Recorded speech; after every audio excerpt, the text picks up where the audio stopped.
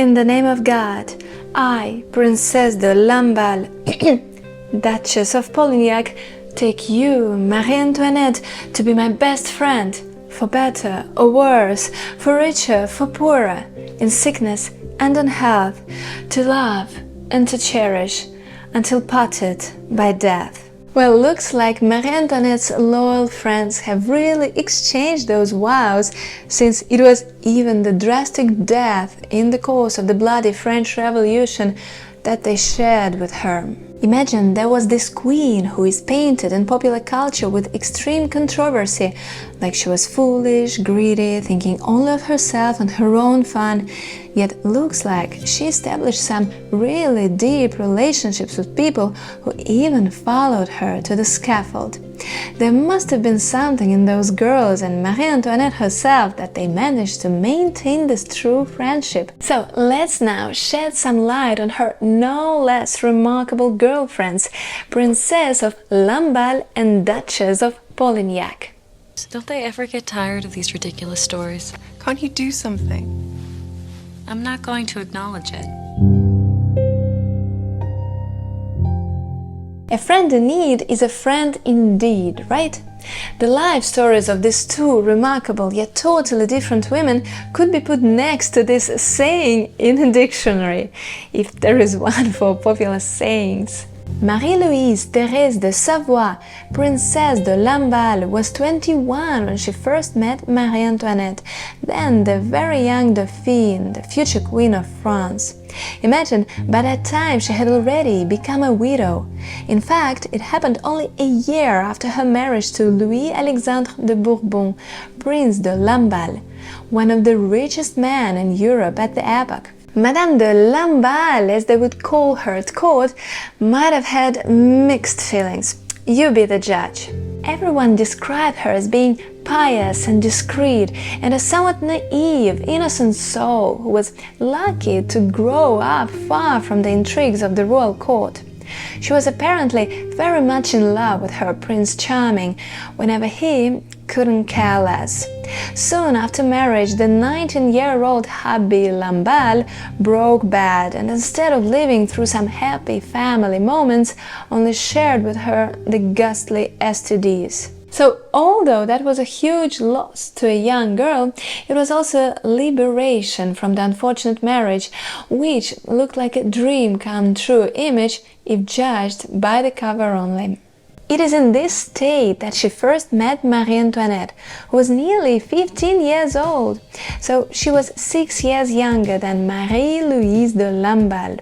You see, Madame de Lamballe didn't have her own children for obvious reasons, so perhaps the still very young Marie Antoinette became a sort of a younger sister whom she cared for as if her own child.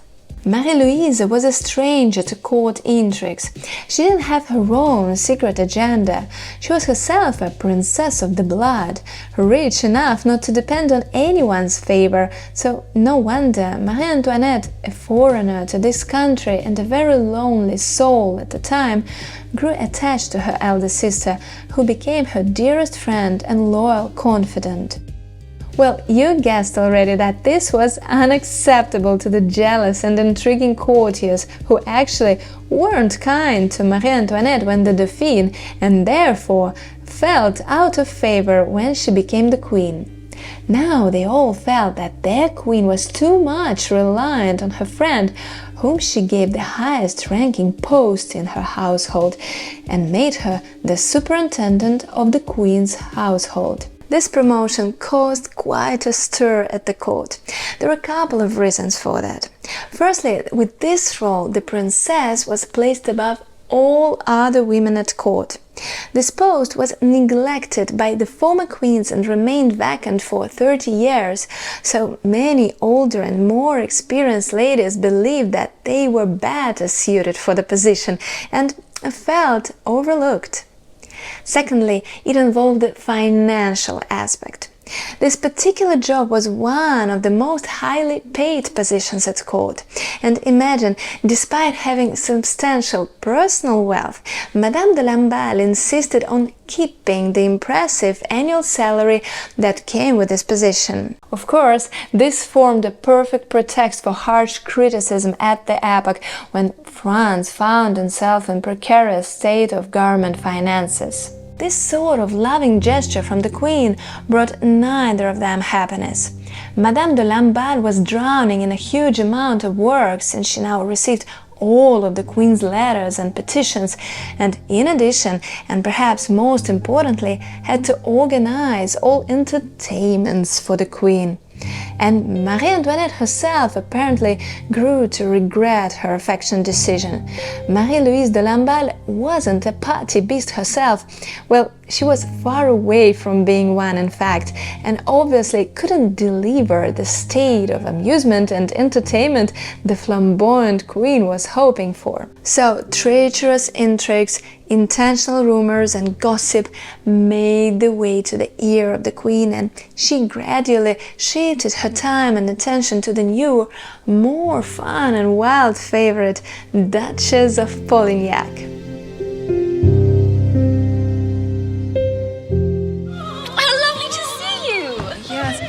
This is the Duchess of Polignac. Hello, Your Majesty. Yolande Martine Gabrielle de Polastron, Duchess of Polignac, was of the same age as Madame de Lamballe. She was also a titled aristocrat by birth, and she as well got married in 1767 at the age of 17. Yet I guess that was all that united the two ladies. Gabrielle was coming from a poor aristocratic family. Her marriage didn't bring her fortune either. Yet she had a really light-hearted character, and apparently she was quite a fun person with charming charisma. Imagine, the first time she was invited to the ball at Versailles, she managed to catch the attention of the young queen. There is this historical anecdote that says that Marie Antoinette asked her why she didn't see her at court more often, and the young countess, her husband would be promoted to the duke later, so she just fired away that she simply couldn't afford it. This daring liberty and honesty impressed the queen, who grew fond of the newbie who would later become her new BFF and a partner in crime, fun and parties. Interestingly, here again the financial aspect of their friendship never let the queen's enemies rest. The thing is, Marie Antoinette desperately wanted to bring the new friend closer to her in Versailles. To pity, the latter couldn't sustain this lavish lifestyle. So Marie Antoinette decided to pay off all the debts of the Polignac couple from the funds of the royal treasury. I hope there are some handsome generals. They've been away from women a long time, you know. To ensure that they had enough for their new life at court, she also gave her husband the office of Grand Equerry with a nice annual remuneration. Just like with Marie-Louise Lamballe, Marie Antoinette favored Gabrielle de Polignac with an official position in the royal household. Now, imagine everyone's surprise when the arty-party girl of such reputation, the only newly established duchess, becomes the official governess of the royal children. Yet Marie Antoinette doesn't want to hear anyone's concerns, and to strengthen her will gives Polignac a 13-room apartment at Versailles Palace, when the previous governess only had 4 rooms at her disposal. You have guessed already that this didn't add points neither to Gabrielle de Polignac nor to Marie Antoinette, whose affections to her female friends have now provoked frivolous tattles about the true nature of their relationships. Curiously, this epitome of lavish and extravagant court life was also an era of deep female friendships, where elite young girls obsessed over their best friends, carried pictures of them around, and were deeply devoted to each other to an almost romantic level. Madame de Lamballe, enchanted by the ideas of the Age of Enlightenment, had even studied the nature of female friendship. Once she organized a ball at the palace where only women were invited to. A huge scandal and another excuse for gossip, which by that time spread far away from the court and became the topic of mundane chats in the streets of Paris, fueled in turn by the obscene caricatures presenting the queen and her girlfriends engaged in more than friendly benefits of these relationships. Was all that true? Well, I don't know. No one does for sure. You may say that there is too much smoke not to be a fire, perhaps, yet still looks like this rumor, just like numerous other ones that surrounded the name of Marie Antoinette then and today, are a liberal exaggeration of her projected image, yet do not give justice to her true self. Why so? Well, those of you who watched my previous vids about her personal drama or that misfortune with the stolen diamond necklace would understand my position. Those who are new here, please welcome to have a look and be curious to know whether you'd agree with me here.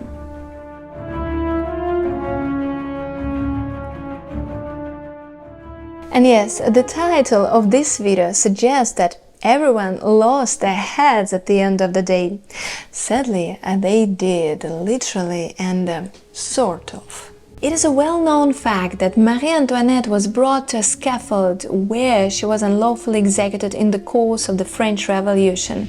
Again, I explained why I believe it was unfair in the previous video.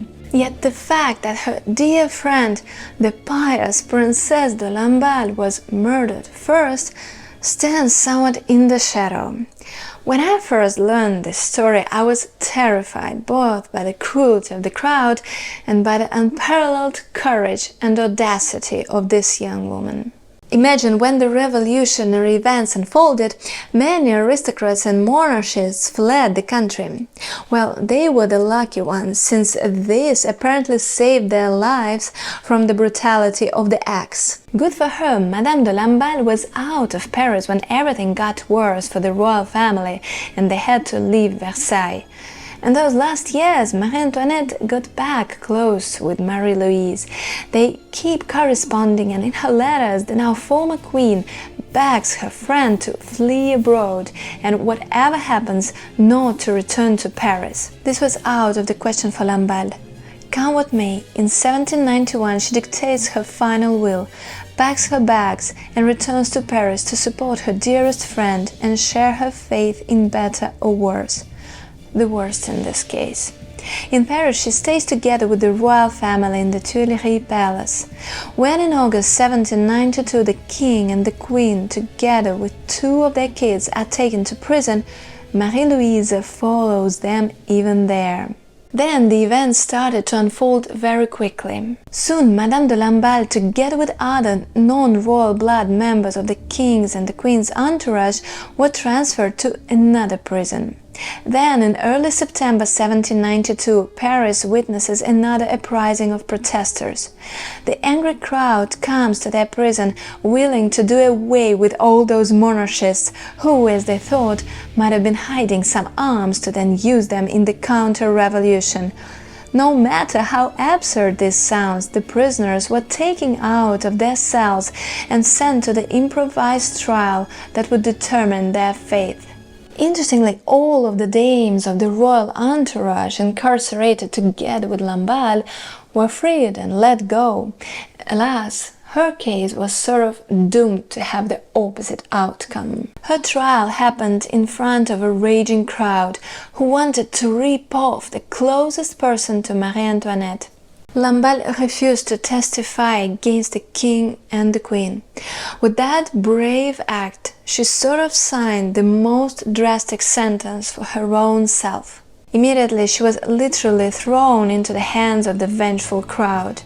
The man of her loving father-in-law tried to save her, yet all that was basically impossible.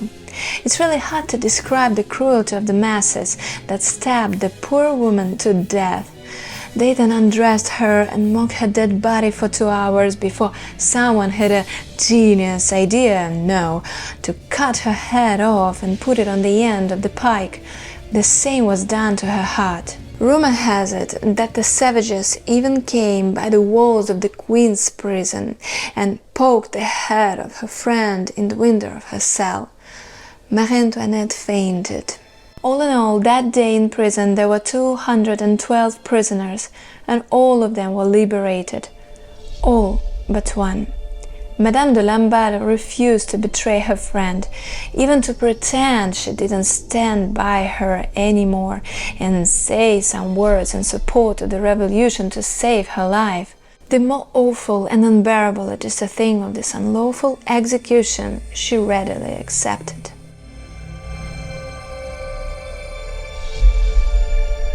And what about the Duchess of Polignac? Well, she definitely was lucky, yet not dramatically. Just like shown in the Marie Antoinette movie, she listened to the prayers and obeyed the protective order of the Queen to flee the country. Together with her family, she lived in Switzerland, Italy, and by the end of 1792 she ended up in Vienna, Austria. They kept exchanging letters of support with Marie Antoinette up until the execution of the Queen in October 1793. Her friend didn't happen to learn how it happened. By the time Gabrielle Polignac was already on her deathbed, suffering from some unknown cause. Her medical records were lost in history. Her son felt that the drastic details of the Queen's murder would finish off his mother, so he protectively lied to her, saying that Marie Antoinette died of natural causes while in captivity. This was the last blow for the already suffering Polignac, and she died from sorrow a month later. That's what they engraved on her tombstone. So yes, luckily she hadn't lost her head at the scaffold, but she lost her mind and meaning of life and faded away together with her royal friend. What a tragic ending for all of them, right? Yet the point of this video is not just to tell you the story of their drastic fate. Although that is mind-blowing for sure, I was more fascinated by the powers of their friendship, which survived all that burdens and pitfalls and grew even stronger for those 20-something years. Once again, remember how they spoke about Marie Antoinette, like she was a foolish, hysterical, extravagant egoist who cared only about her own well-being. And yet, the friends she found in life stood by her side until their dying day. That means that she, in turn, was a good friend, worthy of that sacrifice. No matter the scandals, rumors, or damage to reputation, they didn't betray their friendship. Isn't this only a precious treasure and an evidence of a life well lived? Let me know what you think down there in the comments. Thank you for watching this video. Don't forget to put a thumbs up if you liked it and subscribe to my channel to discover other true stories behind different personages of the past, both real and fictional. Have a great day. Bye. Anyway, I must be off. It was lovely to meet you. Adieu, chérie. Au revoir.